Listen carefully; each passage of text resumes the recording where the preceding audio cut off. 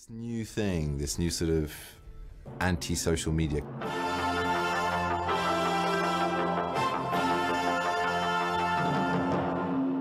Hello, this is a video analysing Paul Joseph Watson's The Truth About Comedy, a video that despite its title is mainly just a bunch of lies and propaganda.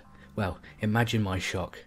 Now some of you might be wondering, if Paul Joseph Watson's video is a mere 11 minutes long, why is this response so much longer than that? Well, it's because Paul fits so many inaccurate statements, deliberately misinterpreted statistics and BS into those 11 minutes that it takes anybody a great deal of time to show you just how wrong he is and then correct all of the things that he's wrong about. And you may have noticed that lengthy responses to Paul Joseph Watson are actually a trend amongst left-wing YouTubers, and this video is no exception to that rule. The other reason why I'm making a response to Paul's video is because I'm a massive, huge fan of comedy, which is clearly an art form that Paul tries his very hardest to shit all over, but then manages to get some of that shit all over himself. As an aside, just how miserable do you have to be to find art rubbish, to think all music is shit, and now you hate all comedy too? Oh, what a depressing fellow. Anyway, why do conservatives and the far right hate all forms of fun, except of course owning the libs? They live for that, even though it's not something they're particularly good at. And we'll talk about this particular example in length in the next video I make. And to newcomers to this channel, this isn't the first time I've made a response to Paul Joseph Watson. Do check out my video from 13 months ago called Paul Joseph Watson Lie Hard. Lie Hard is dense with information, and I don't mean dense in information in a Paul Joseph Watson sense, more of a crammed full of detail and ideas and jokes kind of sense. Do check out my older analysis of his terrible, terrible work.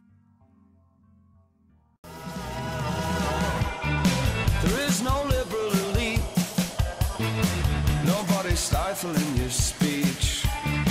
It's still the same old boys on top. You're quite a little melting pot. Nobody's saying you can be as violent as you want. So let's begin with the thumbnail, which suggests that the video is an attack on two very famous quote-unquote left-wing comedians. Are we to expect 11 minutes and 1 second of complaints and moaning and bitching and crying about Amy Schumer and Sarah Silverman? Well, no. It's just a clickbait thumbnail designed purely to lure in a particular type of hater. You know, ones that have been told over and over again that Amy Schumer is the worst person in the world. Paul does mention these two ladies in his video, but for no more than 60 seconds from the 11 minutes that he cries about comedy. Interestingly, the description of Paul's video says, quote, "Political correctness ruined comedy," alongside images of two of the least politically correct comedians, including Sarah Silverman. She is literally a walking, talking, offence-giving machine who says whatever the fuck she wants, and she doesn't care who she offends. With those credentials, Paul Joseph Watson and the far right should absolutely love Sarah Silverman if it wasn't for the support she gave Bernie Sanders in the last election and the fact that she was born with a vagina. Or should that be vagina with various parentheses around it, which actually does kind of make it look like a vagina. Okay, forget it. At this stage, I'd just like to point out that not all Paul Joseph Watson fans are massive sexists, okay? Hashtag not all men. Remember that? Jesus. Not all of his fans are sexist. It's a ridiculous thing to say. It's just 99.999%, you know? There's a few that are okay. I say okay, they probably just don't have access to the internet. Sarah Silverman must be gutted not to have a fan base made up from InfoWars viewers and trolls and fucking idiots. Maybe next time she'll think differently about being the owner-operator of a pussy. Hashtag not all men. So if Paul Joseph Watson features two politically incorrect comedians in his video and his thumbnail, but he fails to understand what political correctness is based on that fucking thumbnail, then what on earth is Paul's video actually about? Well, please remember that Paul has an agenda. His only mission in life is to remind anyone who will listen that the left are bad and they are somehow destroying everything. And he proves that by just making shit up. I honestly believe that Paul's life is basically like the movie Speed. He has to tweet 100 times a day that, quote, "the left is evil, otherwise a bomb on a bus will blow up, killing everybody on board." And please note, in the movie Speed, said bomb was not placed on the bus by a Muslim terrorist, but by a white terrorist. But that doesn't fit into Paul Joseph Watson's narrative, and that's why you never see him tweeting about Dennis Hopper. A clip from a BBC comedy show making fun of virtue-signalling social justice warriors went viral, collecting millions of views over the weekend. All of the young people in this room are ruining their lives by being overly virtuous. That's actually a microaggression to say young people, because it carries subconscious bias towards the elderly. Actually, what you're doing is denying agency to the elderly, which is arguably much worse. See, this is what I'm talking about. You see, it's a slippery slope. 1 minute you're carrying a reusable water bottle, fine, and the next minute you're arguing that water is racist. Oh my God, is water racist? Is this a sign of a backlash? A backlash to yet another form of entertainment that the far left's obsession with identity politics has almost ruined? Comedy. That clip is taken from the Tracy Ullman show, and it's entitled When You So Woke, You Asleep. And I had to hunt for that clip because, as usual, Paul does not include any sources in the video or in the description box below the video. But that is only a small segment from the total clip that went viral. I'm now going to show you the ending of the clip that Paul failed to show you, and I wonder if you can tell me why he didn't include this in his video. You can't go through your 20s worrying about every aspect of everything. You have to pick your battles. And just remember that it doesn't really matter, because by the time you hit your 30s, most of you are going to be massively right-wing anyway. Have any of you started to think that maybe poor people don't deserve benefits? No. Well, watch out for that one, because that's how it starts. Did you spot it? It's because the ultimate punchline of the piece is that the right wing are worse than the left wing. He's conveniently left out the part that takes a piss out of conservatives in order to only include the bit that takes a piss out of lefties. And it's strange because his choice of artiste to deliver this cutting blow to the left is fairly left-wing herself. Not only that, but in 2006, Tracy Ullman was reported by the Daily Mirror to be Britain's wealthiest comedian with a net worth of more than $120 million. And she has attained most of that wealth by working in America. She's a British actress, but she has lived and worked in another country for most of her life. She's, you could argue, some kind of a migrant, if you will. Adding to that, her parents are from migrant stock with a mixture of Polish and Roma in there. And her TV shows in America included the first showing of The Simpsons, a left-wing created and produced cartoon, who regularly take the piss out of Murdoch, Fox News, Donald Trump, and many, many more right-wing politicians and ideals. Tracy herself has provided voices for The Simpsons. Tracy Ullman's daughter, Mabel, worked for the Labour Party, and her son, Johnny, writes for James Corden's Late Late Lefty show. And to add insult to injury, Tracy Ullman also publicly came out and stated that she hates the royal family. So with all that in mind, it doesn't really fit into Paul's narrative to use a left-wing comedian like Tracy Ullman. However, if you do edit one of her clips carefully and leave out all the other context, then there are some very funny jokes about how the left-wing are annoying. Now really, Paul should hate Tracy Ullman for not just the reasons I've said already, but also because she does try her hand occasionally at political comedy, in particular impressions of politicians. She does Theresa May, Michael Gove, Jacob Rees-Mogg. Paul Joseph Watson absolutely hates political comedy because it mainly is mean about people that he likes, which is not allowed apparently. But she also does a very good impression of Jeremy Corbyn. So maybe that's why she's got a pass from Paul Joseph Watson.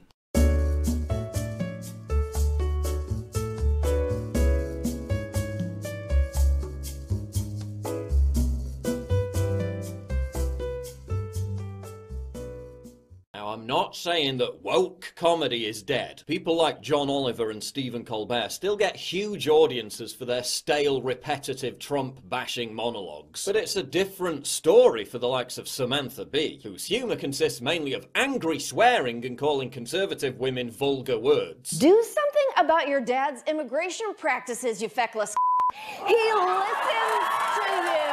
Bee has lost a whopping 47%, nearly half of her millennial viewers since 2017. Because adopting this angry, sanctimonious, righteously indignant posture for nearly every single skit gets tiresome in a hurry. It's not funny.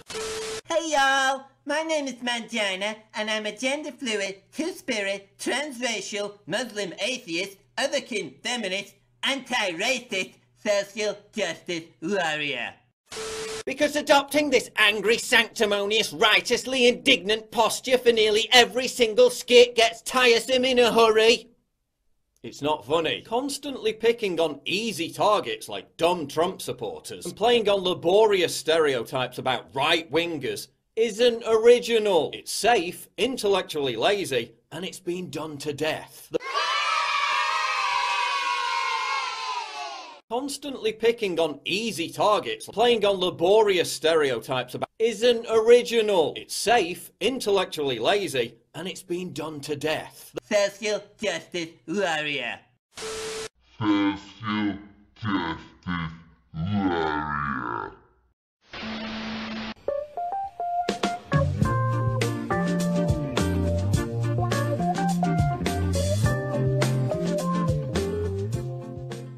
Paul's got a bee in his bonnet about political correctness supposedly killing comedy, and here's Samantha Bee swearing and being vulgar and basically not being totally politically correct. So surely he should be on board with this, unless of course she's targeting someone that he likes, in this case Ivanka Trump. What Paul didn't include is context. Ivanka Trump posted a photograph of her and her child. This was during a time where Trump's government has allowed ICE to capture immigrant families and separate them at the border, meaning that children and their parents are no longer together. And of course we all know the horrible stories that have come from that. Children not being reunited with their parents in many cases. It's a real shit show, and there needs to be someone standing up and holding the government accountable. So, in many cases, satire is used to get the message across. And if you take what Samantha Bee said in full context, it goes a bit like this.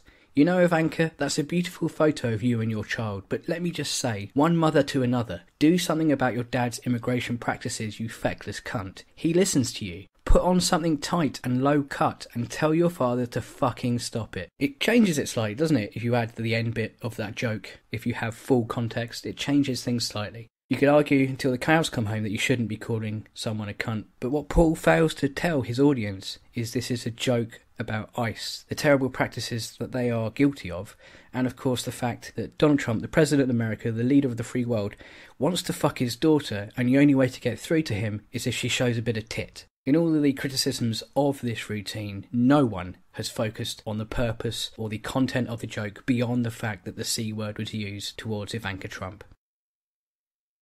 Following on from this incident, Samantha Bee did apologise, so I do, for the first time in my life, agree with Paul Joseph Watson. Political correctness, in this case, after the event, has potentially killed a bit of comedy.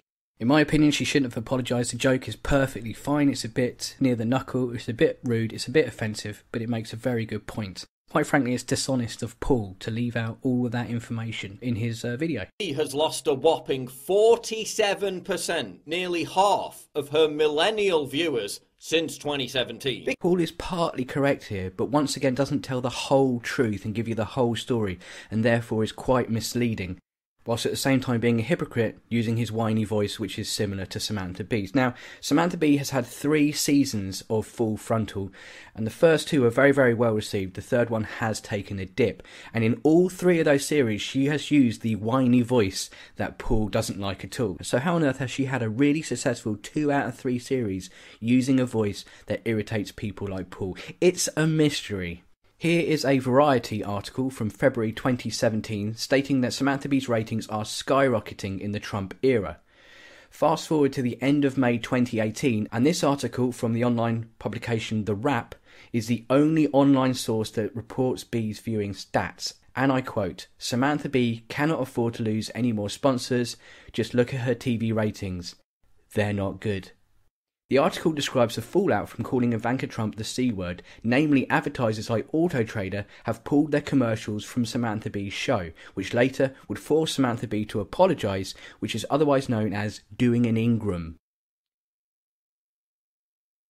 This slightly confusing graph shows a steady 2 years of decent ratings, with the numbers dipping in the 3rd year of Bee's show. But Paul didn't find his information from the graph or the Wrap article. Instead, he consulted the Daily Wire and used a screenshot of theirs in his video. The Daily Wire is a conservative and Trump-loving online publication run by tiny weirdo Ben Shapiro, the guy who thinks women pee standing up No, seriously, he does. Pause this video and read this tweet. The guy is supposed to be an intellectual, for fuck's sake. So not only is the source of information biased, just 1 week on from the rap article that the Daily Wire takes all of its information from, and 13 days before Paul uploaded his video about comedy, Samantha Bee publicly apologised, and the Wrap wrote about Samantha Bee again, this time stating that Samantha Bee's Full Frontal just scored its biggest audience since March. Now, I'm not saying Paul doesn't do sufficient research into his videos, and he only reads conservative websites that pander to their audience, and he deliberately leaves out important information from his videos to promote his own narrative, but, well, actually, that is exactly what I'm saying. All three of those things are incredibly true. The backlash to woke comedy isn't just about creating politically incorrect comedy for the sake of it to exact some kind of ideological revenge. It's about being funny. And it is objectively funny. This was funny. Have a hobnob. I find the word hobnob very phallocentric. Fuck off, Jamie. Amy Schumer talking about her vagina over and over again. That's not funny. Vagina. Vagina. Vagina. Vagina. Vagina. Vagina. Vagina's vagina. Vagina. Vagina. Vagina. Just do women's comedy stuff, you know, talk about how fat you are and how you want to have sex with guys and then say, my vagina a lot. Michelle Wolf slurring out predictable punchlines in front of a sycophantic audience that will laugh at anything she says so long as it's anti-Trump isn't funny. You guys are going through cabinet members quicker than Starbucks throws out black people. Sarah Silverman awkwardly crowbarring cliched crap about white privilege into a comedy routine isn't funny. I love you, police officer. Oh, that's easy for me to say. I mean, I can walk into any encounter with the police assuming they're gonna serve and protect me. That's my luxury. That's called white privilege. Likes and comments disabled for this video. Wonder why. So there you go. 30 seconds of Paul referencing Amy Schumer and Sarah Silverman, totally justifying his use of them in his thumbnail. I think we all agree. Sorry this wasn't funny. I should smile more. And now, Paul moves on to attacking yet another woman. This time it's Michelle Wolf. Of all the hundreds of thousands of billions of trillions of male comics you could pick on, especially left-wing ones, Paul has chosen yet another woman to attack.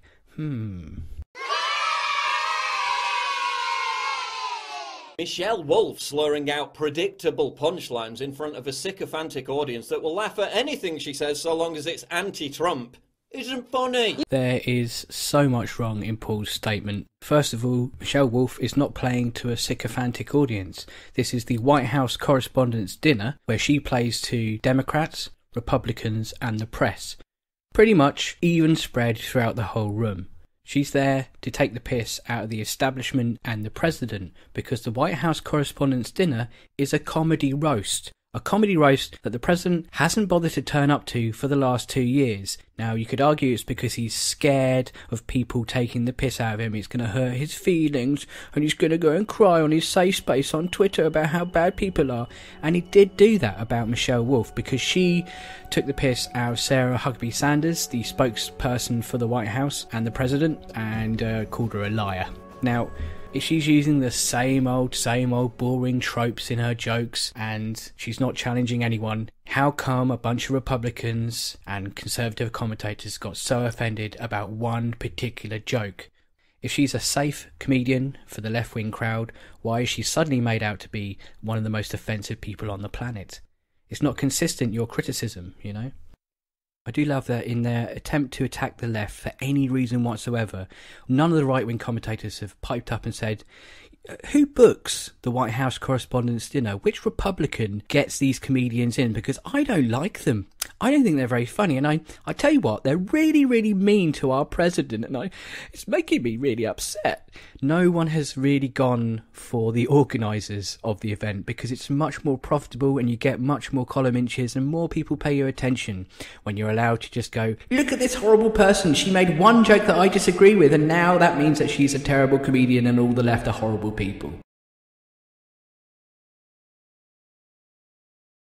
Woke comedy isn't funny. A 28-year-old man expects praise for not being a misogynist. Well, you heard Paul loud and clear there, woke comedy isn't funny, followed by a clip from the BBC show The MASH Report, which features, yes, as usual, lots of liberal left-wing comedians making jokes about the establishment and Donald Trump and so forth. But what Paul hasn't actually done is any research into this programme. If he has done research into it, he's ignored it, because he would have found out that the MASH Report is the only programme on British TV that showcases a conservative comedian. Not just giving him a 4-second joke like the one Paul took out of context a second ago, but giving him large segments on the show. Ladies and gentlemen, Geoff Norcott! Great, mate. Thank you. Geoffrey? There are a few other conservative comedians in the UK, but none that are actually as famous or as well known as Geoff Norcott. And some that are wrongly identified as conservative comedians as well. And we'll talk more about Geoff Norcott in detail in the next video of this series, which is left-wing comedy versus right-wing comedy. A history of both types of comedy and a history of both types of comedian to grace us over the years. But for Paul to shit upon a programme, the only programme that showcases conservative comedy, is a very strange thing indeed. Is she so pessimistic about Brexit that she started an apprenticeship course? You know, like, when you've got a really big deadline coming up, you attend to other jobs that don't really need doing?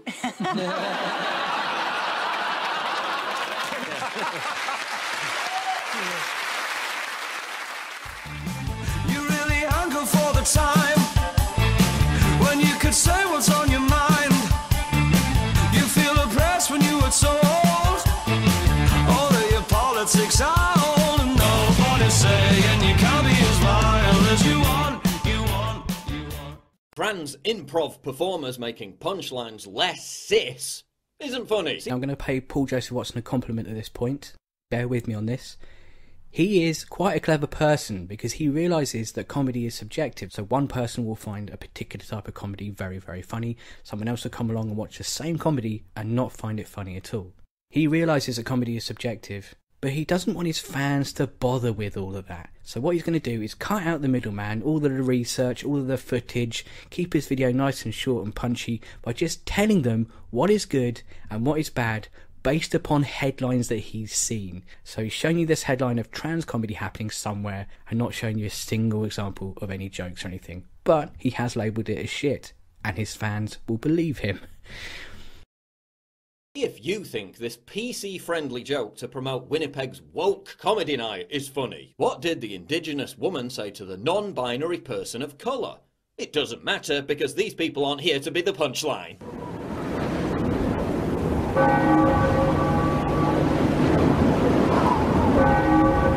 You can't make something funny just by imbuing it with some pretentious moralising social justice cause. That's not how humour works. Social justice warrior. This is interesting, because this is where Paul reveals to everybody just how much research he doesn't do into his topics that he talks about. So he's found, or his research team, if one does exist, has found this article, the only article about Winnipeg's comedy night, and they've seen that the journalist has written a throwaway joke, shall we say, about the night. It's not an actual comedian who's written this, as far as we can tell. It's not credited to anybody. It's not a great joke, but we can see the effort they've put in. We can see the idea they're trying to get across. And of course, because it's not hilarious, it shows that diversity and equality is a terrible thing. I think that's logic, and no one can disagree with me there. But if Paul just scrolled down a little bit, or if his research team read anything more than just one paragraph, they would have seen this. Woke Comedy Hour is a twice-monthly open mic for women of colour, Indigenous women, and non-binary folks of colour, according to their Facebook. This is a safe space for people who are sometimes the butter for the joke to try out their own material in front of a welcoming audience.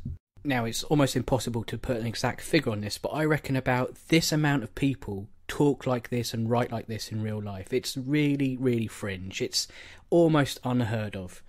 But Paul could use this as a way to demonise the left yet again, pretending that we all talk and write in this way. But he simply missed out on this opportunity because he or his research team has not read the entire article. And at this stage, I just want to remind people what you heard at the start of the video and from the blurb that accompanied Paul's video. He's trying to show the world that political correctness and identity politics is killing comedy.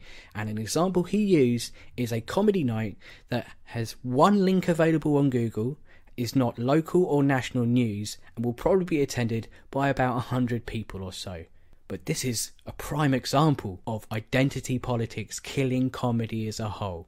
Imagine, if you will, and it's not a great thought, but imagine, if you will, a Make America Great Again comedy night. It's essentially 90% of the audience is young kids in red caps, and the few ladies that are there have to not leave their drinks unattended at any time. Trust me on that one. You know, there'll be jokes about Muslims, there'll be jokes about the left, jokes about vegans, jokes about people with purple and pink hair, how dare they, jokes about different nationalities. Basically, it'll be a whole night of identity politics, but Paul won't say a fucking thing against it. The left has forgotten how to be funny, because as I've explained a million times, most of them seem to have no self-awareness of the fact that they're no longer the counterculture. They're the dominant culture. They control the dominant cultural institutions. They still control the dominant cultural narrative. You can't be edgy, rebellious and daring if you're just parroting establishment dominant cultural narratives. It doesn't work. It's not funny. Decades ago it was funny, and it worked because they were taking on hypocrites and Puritans who were predominantly on the right. And they were typically punching up because the right had cultural ascendancy. Now that the left are the new Puritans, comedians are constantly petrified of offending somebody and always walking on eggshells. This inhibits creative freedom. It stifles the very thought process which makes good comedy. The willingness to offend everybody, not just easy right-wing targets, so long as it's funny. Sarah Silverman used to be funny. Now it sounds like someone's turned her into a Stepford wife. I do think it's important as a comedian, as a human, to change with the times, to change with new information. Now, what he's trying to get across is the idea of punching up in comedy, particularly things like satire. So the reason why so many people, quote unquote, attack the right in comedy nowadays, the type of comedy that Paul hates, is because despite the left being, as he puts it, part of the cultural establishment, the left aren't actually part of the actual overall establishment, as in government. We've got the Republicans in America, Conservatives in Britain, a far-right party has just been elected in Brazil. Marine Le Pen made big moves in the French election, almost got elected there, and basically the whole world is a bit of a shit show if you're left-wing. So the way that people get around that is to make others laugh using satire and taking the piss out of the people who are in charge and the people who fucking despise us all. But even to this day, I take the accusation of everybody being overly offended by everything with a pinch of salt. Because if just a few years ago you'd find journalists from right-wing newspapers like the Daily Mail going to offensive comedian Jimmy Carr's shows, listening to an hour and a half of near the knuckle or way over the knuckle jokes, and then finally deciding to get offended by a Down syndrome joke so much that they write a newspaper article about it, damning him and cursing him and so forth. Of course, this does no damage to Jimmy Carr's career. People who like offensive comedy will seek him out, and this is all done from a right-wing perspective in the news. Now, this isn't to say there aren't people who get offended over nothing. Trust me, they do definitely exist, but what you've got to remember is they're not always left-wing liberal people who are offended by anything. For example, there's a young man called Paul Joseph Watson, like his compadres Sargon of Akkad and all the other quote-unquote shitlords. Their entire job is to get easily offended by stuff whilst calling everybody else a snowflake. And that, ladies and gentlemen, is the dictionary definition of projection. Look it up. So while I credit Paul for allowing his fans to realise what punching up is in comedy, he doesn't quite stick with it, does he? And tell people nowadays that the only people they'll be hitting if they do punch up are people like Theresa May, Donald Trump and so forth. Now, Paul really hates Sarah Silverman for some, let's say, feminine reason I can't quite put my finger on, but one day I'm sure I'll get it. Now, he's proven in this section of his video how bad she is at comedy by showing a clip of her saying that she changes her act as time goes on. She adapts to her surroundings, which is thorough proof that she's fucking shit. I think we'll all agree. Human to change with the times, to change with new information. People like Jay Leno, Seinfeld and Chris Rock have stopped performing in front of college audiences because the snowflakes just can't handle it. College kids now are so politically correct. A lot of comics don't want to play colleges because they feel that the environment is too PC, and I don't think that that's good for comedy. I don't think it's good for college students. Even leftist darling Bill Maher was protested because he criticised Islam. There's a creepy PC thing out there that really bothers me. Now I'm going to show you another clip from a video I made about right-wing comedian Owen Benjamin, who made a video for PragerU, the fake university propaganda outlet, where he did touch upon comedians refusing to go to universities in America because of political correctness. They won't be able to tell any jokes without protest. People won't understand the jokes. People won't find it funny because they'd be so offended. That's the narrative that we've been sold by right-wing and far-right commentators like Paul Joseph Watson. Unfortunately, this is easily debunked, as this clip would show. That's a big problem. Ask Jerry Seinfeld. He's announced he won't play college campuses. He doesn't want to deal with all the political correctness. And he's not exactly edgy. Later, when he talks about multi-millionaire comedians not being able to go to universities in America and tell jokes because of the PC brigade, he includes Chris Rock. Chris Rock, of course, is a very outspoken critic of Donald Trump. So it's strange that Paul has once again got selective outrage and he's chosen to defend a person who's anti-Trump. Very strange indeed. It could be, of course, that Paul Joseph Watson simply likes Chris Rock because he isn't Amy Schumer, Sarah Silverman, Michelle Wolf or Ellie Taylor.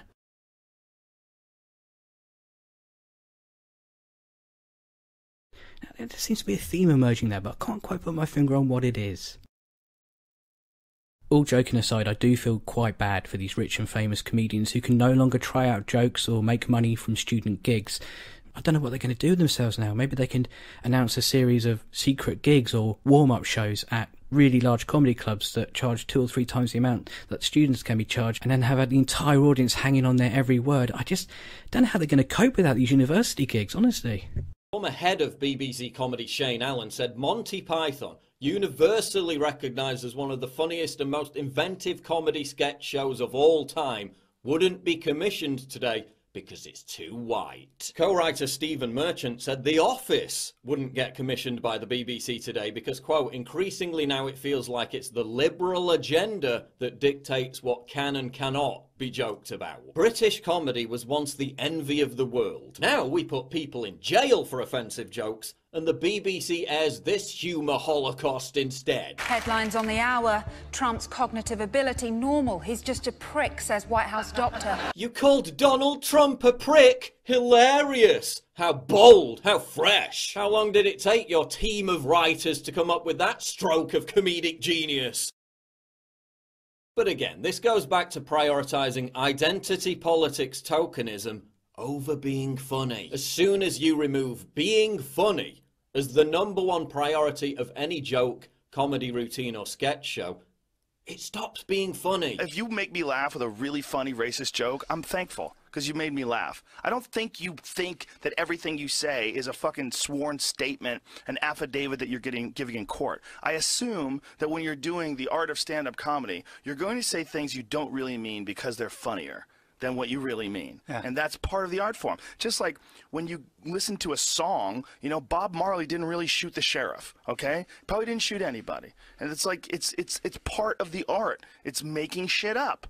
And when you take that away because people are going to be offended, well, then you remove almost every movie that's ever been made. You remove almost every book that's ever been written. You take away almost every stand-up comedian set, and you just get, you fucking nerf the shit out of the world, and everybody's boring. Obviously, I've criticised Paul and taken a piss out of him a lot in this video, but I will admit he is a very, very brave man for deciding to use that bizarre footage from Joe Rogan's podcast.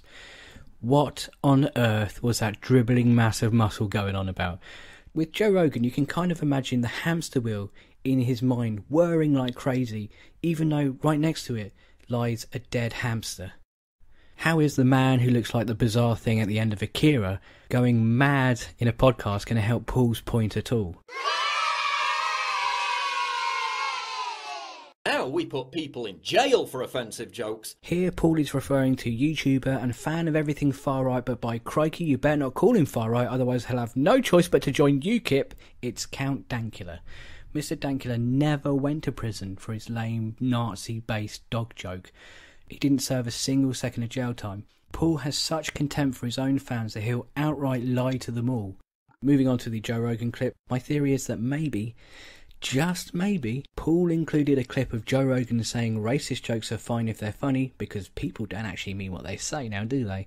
Because that's Paul's way of telling his own fans that he would like to spend all day on Twitter making jokes about brown people without getting banned. Anyway, this reminds me of the time Martin Luther King said, "I have a dream that my 4 little children will one day be able to live in a nation where they can record an Instagram video.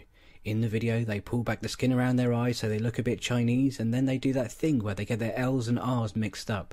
But don't worry, it's not racist, because I found it very funny." Surely it's one of the greatest mysteries of our time why Paul included that clip in his video. What point is he trying to make? Is he trying to say that it's okay to make racist jokes as long as those jokes are over the top and funny? Because who decides if a joke is funny in that context? Do you have some kind of judge and jury system to hear all of these racist jokes and decide which are funny? Is the joke arbiter some kind of king figure that sits in a throne putting his thumb up or his thumb down depending on how racist, how funny and how over the top the joke is? What if that king figure happens to be a black man with a CGI tiger, for example? What if this joke arbiter only likes racist jokes against white people? Because there's a history of Paul not liking that particular type of racist joke. Take the New York Times columnist who recently got in a lot of trouble from white people by telling jokes about white people way back in her past on Twitter.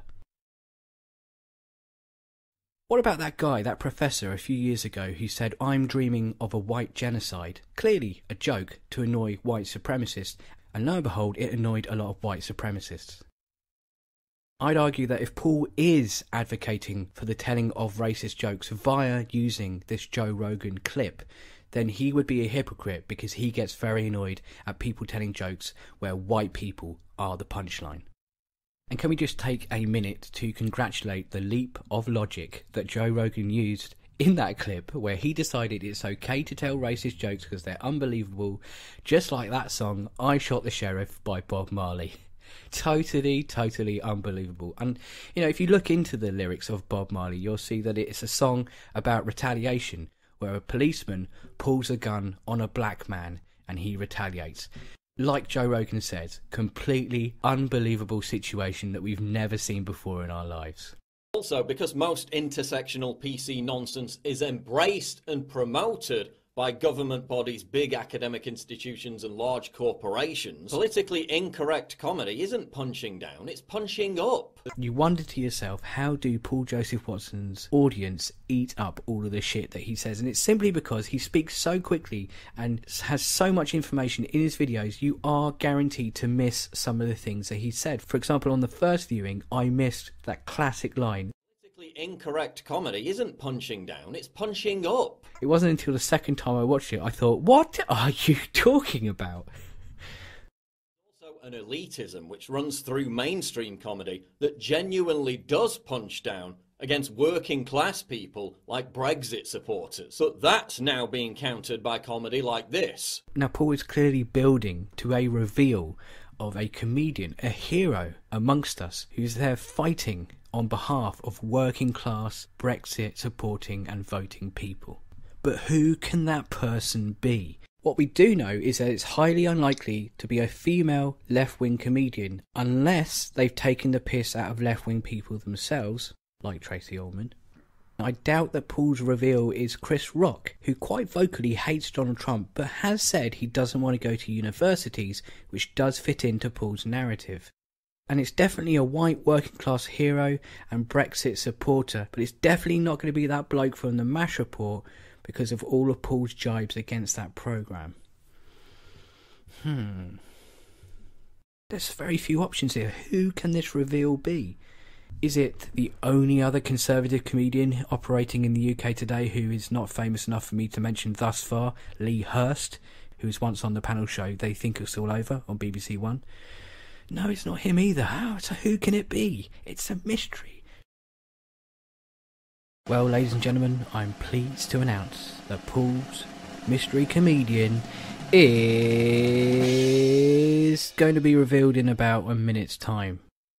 But first, remember a few minutes ago when Paul read out a headline to scare his audience. Universally recognised as one of the funniest and most inventive comedy sketch shows of all time, wouldn't be commissioned today because it's too white. And I said I'd return to this, and the reason is twofold. Number one, yet again, Paul hasn't actually read the article that he's getting angry about. And number two, he hasn't actually read the entirety of the headline, for fuck's sake. There's 3 key words that he's missing out there, which are "and to Oxbridge." Now, for people outside of the UK, Oxbridge is a combination of 2 words, Oxford and Cambridge. These represent the top universities in the country. Posh, elitist, rich. These universities produce many of our leaders, MPs, prime ministers and so forth. And basically, it's where the man comes from. But at the same time, these universities often produce some really good comedy acts via the Oxford Review and the Cambridge Footlights, including the members of the Goodies, Stephen Fry, Hugh Laurie, and so on and so on.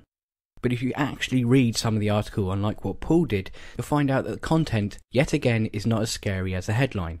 Because former head of comedy at the BBC, Shane Allen, says shows like Monty Python wouldn't be commissioned today as viewers crave sitcoms with a sense of place. He said if we're going to assemble a team now, it's not going to be 6 Oxbridge white blokes, it's going to be a diverse range of people who reflect the modern world and have got something to say that's different and we haven't seen it before. So basically what he's saying is, let's try and just create something new. Let's not rehash the same old shit from the past. If it's alright with you, let's try and diversify it just a little bit to reflect society. And in the very next paragraph, he insists there's no ban on posh people appearing on TV. So calm down, working class Sun readers. There will still be elitist people on TV. Oh wait, you're getting annoyed by the white part of the headline rather than the whole lot, aren't you? I forgot, sorry. If a sitcom script arrives about 3 guys who move to London in a flat share, the jokes feel quite similar, and it feels like you're not breaking any new ground or telling a new story, therefore it's not interesting. It's about how original the voice is that you have, rather than what school you went to. All in all, I'd say that's pretty fair. He's making it pretty fair for people out there. If you're posh or working class, there's a good chance either of you can have your work commissioned and either of you can appear in these sitcoms. But Paul frames this as a "you're too white to be in comedy," which is just disingenuous. Also, it's strange that almost immediately afterwards he then says, politically incorrect comedy isn't punching down, it's punching up. There's also an elitism which runs through mainstream comedy that genuinely does punch down against working class people like Brexit supporters. So basically what he's implying is there's a problem with elitism in comedy. Obviously he's not specifying where that elitism is or giving any examples whatsoever, yet again, but there is a problem with elitism in comedy and it's affecting working class people. I bet the BBC feel pretty stupid right now for not having a plan to wrestle some power away from the Oxbridge comedy makers. Silly, silly BBC. There's also an elitism which runs through mainstream comedy that genuinely does punch down against working class people like Brexit supporters. So that's now being countered by comedy like this. Fucking telling me I'm a fucking racist because I voted Leave, right? But racist, working class people on the fucking front line of racial integration. Do you know what I mean? We've actually got friends in those communities.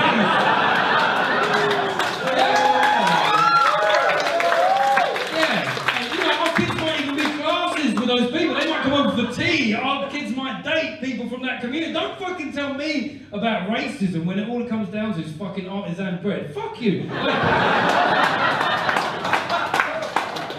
Yeah, we know who's going to come and, pick the strawberries or work at Pret. Oh, wow, I didn't realise that's what the EU was there for. Signs that the backlash to political correctness is taking effect in comedy or everywhere. Before she was forced to bite the bullet for an offensive tweet, Roseanne's sitcom returned to glowing acclaim and massive ratings. And its revival was big in its debut with 25 million viewers. Thank you for making America great again. ABC cancelled Tim Allen's sitcom, which featured a conservative as the main character, despite good ratings. What do we call people that go willy-nilly through life just doing things because it feels good?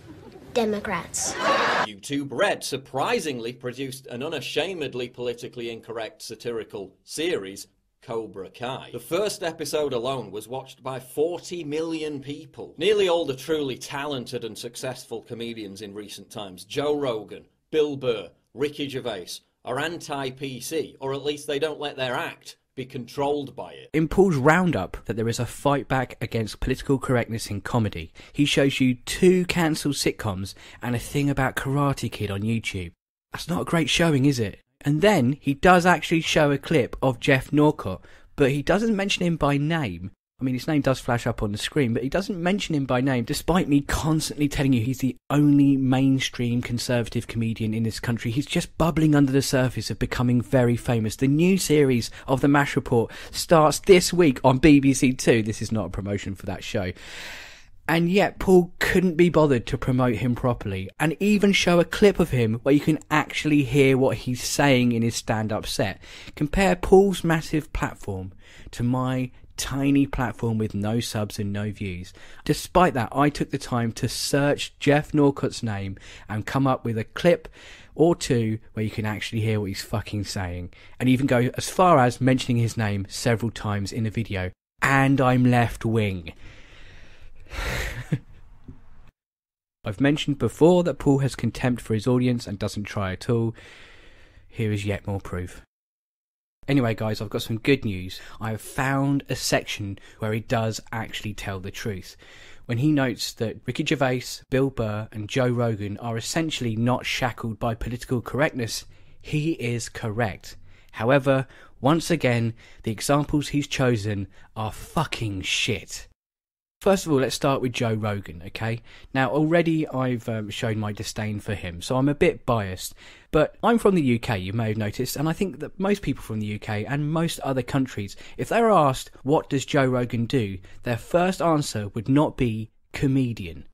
Because for me, and most people, Joe Rogan is known as, quote-unquote, the gateway to the alt-right on his never-ending podcast full of commercials. He's also known as maybe some kind of UFC or fighting-based person, but comedian? Are you sure? Honey, Joe Rogan, do you want me to go and get someone to make sure you're okay? Yeah? And then he chooses Ricky Gervais, who is a great ambassador for comedy and a powerhouse in comedy, and one of the shining examples of UK-based comedians. As long as you pretend that he stopped working after The Office extras and those few award ceremonies where he pissed off Elton John. Ricky Gervais has turned from clever comedian to let's use loads of trigger words so that people get annoyed. Oh, aren't I edgy? I'm like a 15-year-old child. Basically, what he's become is the Ian Miles Chong of comedy, and as a result, he is a laughingstock, and not in the way that he intended. And finally, Bill Burr is an amazing comedian. I love him to death. He says so many things that you laugh at then realise you shouldn't be laughing at. He's very, very clever. But this is yet another example of Paul cherry-picking things from comedians and people. Because whilst he is politically incorrect, and is a good example for Paul to use in that sense, he does have quite a lot of jokes that Paul wouldn't like. Anti-Trump jokes, and a really good routine that I thoroughly recommend you check out, which is taken from his podcast, where he talks about the hysteria and stupidity around people who are against Colin Kaepernick and those who kneel for the national anthem during the NFL matches in America. I highly recommend you check it out. Here is a tiny, tiny clip from it. You know how people are. It's like, hey, my point is about police brutality. And ever since 9/11, firefighters in 9/11, my brother's serving in Iraq. Yes, sir. Sir, we're not talking about that. No one is saying that your brother is not over in Iraq. He's talking about police brutality. Why don't you get the fuck out of the country? And that right there is political discourse in 2018.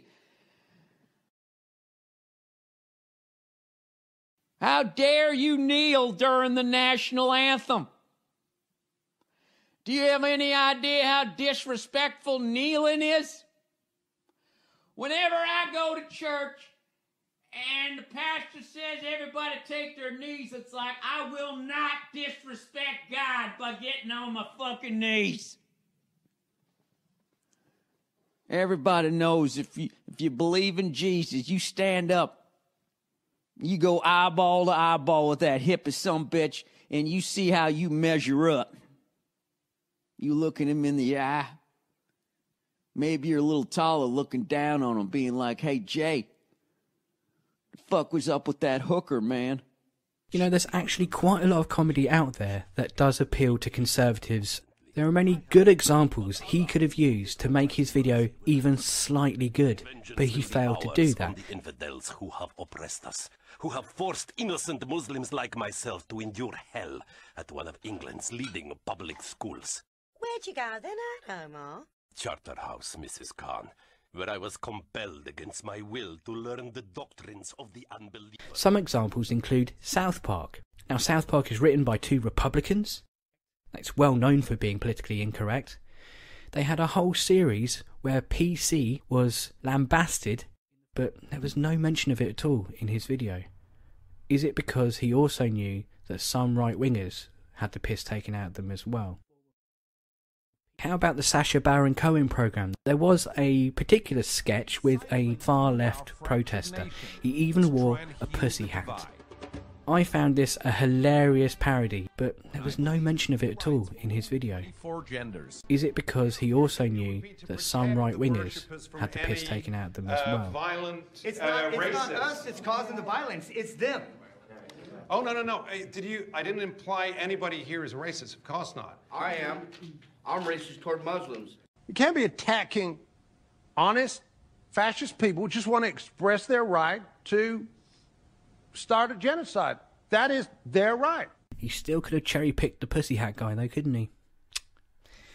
What about The Thick of It? That was a sitcom which was based around the left-wing and centre-left Labour government of the time.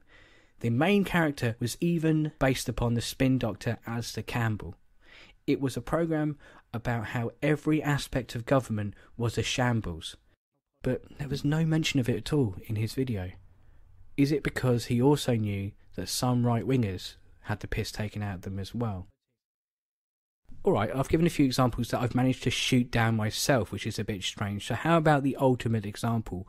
Why, in a fight back against political comedy, why, in a fight back against identity politics, why, in a fight back against the left, did Paul Joseph Watson not include the stand-up comedy of Dave Rubin?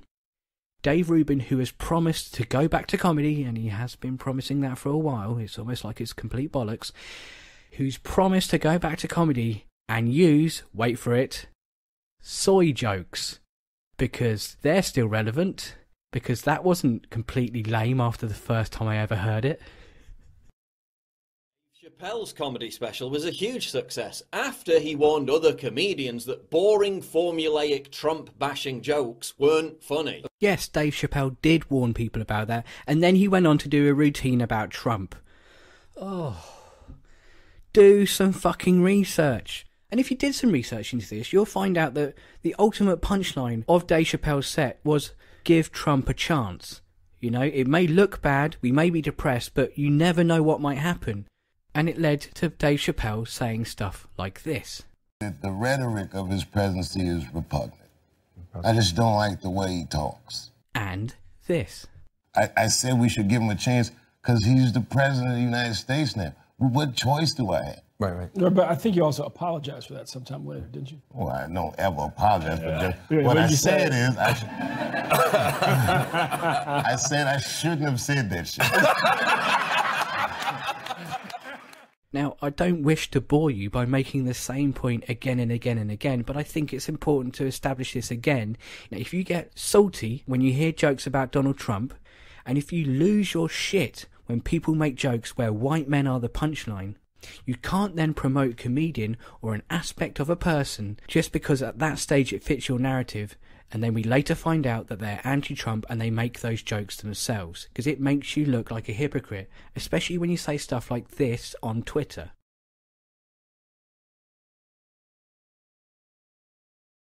This is some seriously lazy shit from Paul Joseph Watson. I mean, what's next? Using a quote from Rob Schneider or someone like that? Schneider said, quote, much late-night comedy is less about being funny and more about indoctrination by comedic imposition. Jesus. Rob Schneider said, quote, much late-night comedy is less about being funny and more about indoctrination by comedic imposition. People aren't really laughing at it as much as cheering on the rhetoric. It no longer resembles a comedy show, it's more like some kind of liberal clan meeting. I mean, to use such a well-respected figure like Rob Schneider as an example of, political correctness, blah, blah, blah, is, it doesn't hold a lot of water, does it? You know? Especially when he ends his little tirade by saying it's like a liberal clan meeting. Because those leftists are so well known for their hatred of the blacks, aren't they? Well, I think you find that the Ku Klux Klan were invented by the Democrats, actually, yes. I've heard that rumour too. I think it's on Twitter from, I'm going to say, the far right. Even if that was true, it was over 100 years ago when the KKK was formed, and if you ask an average member of the KKK now which way they've voted, I very much doubt that anybody there backed Obama. And oh, they were so proud when he stood on that stage during the inauguration, and what a crowd he had. I mean, Paul sounds like the ravings of a madman, and he just added another madman's ravings in there. How is that helpful in any way? So a big point I want to make in this video is that people clamping down on political correctness and throwing their toys out the pram, let them do that. There is an outrage culture across the world. Paul Joseph Watson is part of that outrage culture. If he was on the left, or not on the far right, shall we say, and he could make money out of that outrage culture, then he would spend his entire life going on about how political correctness is great in comedy. But that's not how life turned out. It turned out it's much more profitable, and you get much more attention to scream and scream and scream and scream about the bloody left all the time. It is true, moaning about political correctness is incredibly tedious. Yes, the left sometimes do this. But who else does this? Who else does this all the fucking time? Who else moans about someone else moaning about political correctness?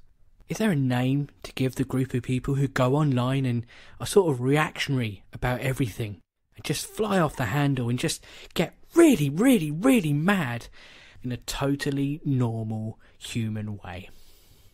Is there a group of reactionary type people who are able to make a mountain out of a molehill? You know, in kind of the way that conservatives and the far right accuse the left of making a big deal out of things.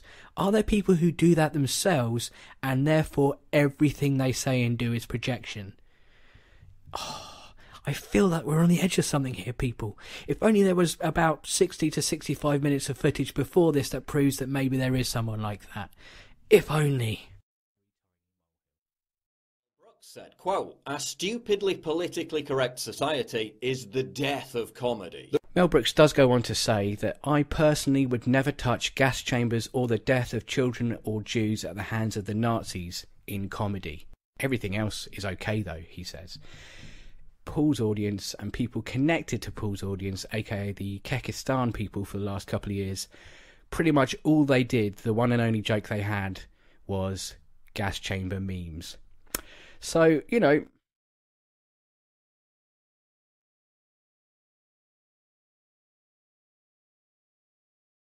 going back to the point about projection, it's very hard to put an exact number on how many times conservatives and the far right project when they're on YouTube or Twitter.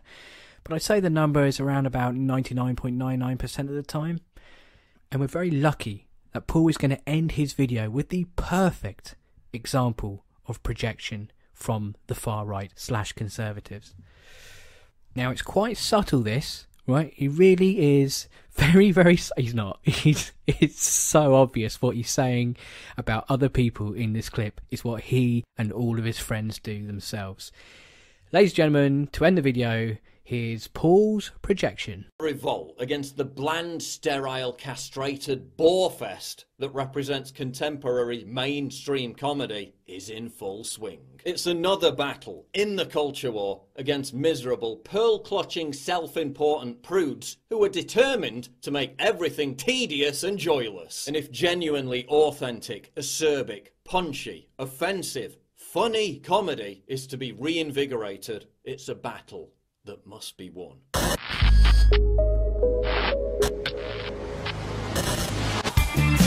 You wanna be unkind, you wanna propagate a lie, you wanna denigrate your mother, you wanna stereotype. No,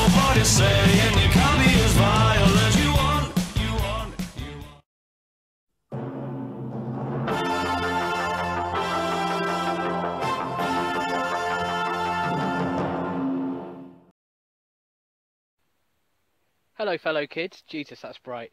You join me walking around the woods late at night in the dark on my own, which is totally normal, right? Because I wanted to record this bit here and finish the bloody video I spent a month or so on, mainly because my neighbour's making noise, so I thought I'd come out here instead. Now, I'm going to keep this as brief as possible because hopefully you've enjoyed the video and you've sat through it for an hour. For some of you that might have been a bit of a mission, but there you go. And if you're a Paul Joseph Watson fan and you sat through an hour of that, then, I mean, are you sure you're a fan? Usually you just downvote after about 1 second and leave a shitty comment. What's going on? I hope you enjoyed the video. Now, I'm going to be making videos like this every 6 to 8 weeks. That's it. And you can show your appreciation for these videos in a number of ways. You can simply like the video, comment, subscribe, talk about it on social media. Just help this small channel boost up the ratings a little bit. It would be nice. But if you wanted to give me some money, you can a certain amount of ways. You could give me a one-off payment via PayPal. Of $1, $5, whatever you want. It's up to you. Or if you want to set up a regular payment, you can do so on Patreon, and you will only be charged once every 6 to 8 weeks. Let's say on average every 2 months. And I've now set up this buy me a coffee thing, Ko-Fi coffee, I suppose. It's just a hobby. I don't do it, there's no financial gain from it. The money that you give me I spend immediately on booze and or weed, and basically the way I look at it is that if out of every 6 to 8 weeks, if I can have one weekend where I get really, really stoned or pissed using your money, then this hobby is a great success. Apart from that, I do have a podcast. It's available on iTunes, Spreaker.com, and the latest episodes only are available on SoundCloud, and hopefully by the time you watch this it will be also available on Podbean, Stitcher, and possibly Audio Boom or one other. Remember, you can follow me on Twitter at ASM_antisocial. Till next time, thank you for watching, and laters, betas.